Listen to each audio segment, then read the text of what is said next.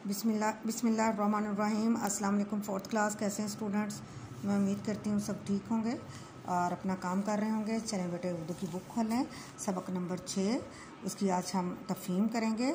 जो बाकी के सवालात रहते हैं आज हम वो करेंगे। दाल और है, उसके साथ सवाल नंबर 2। ठीक है, चले आए देखते हैं क्या जवाबात हैं इनके।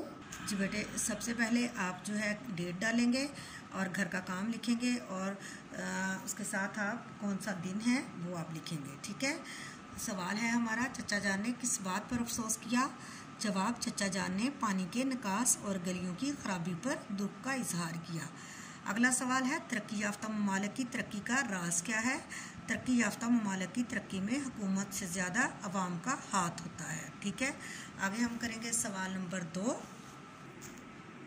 ये है, हसन और आमना के चचा जान थे, क्या थे?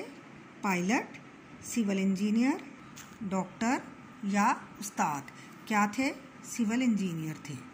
ठीक है, उसके बाद है, चचा शफाक आ रहे थे ईरान से, तुर्की से, अमेरिका से या जापान से? कहाँ से आ रहे थे? तुर्की से।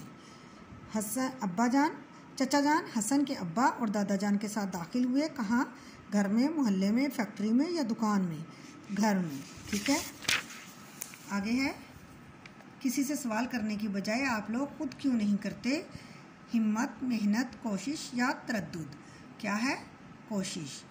बैरून ममालिक की तरक्की में हाथ होता है अवाम का, हुकूमत का, अदारों का या सियासतदानों का? किसका होता है? अवाम का।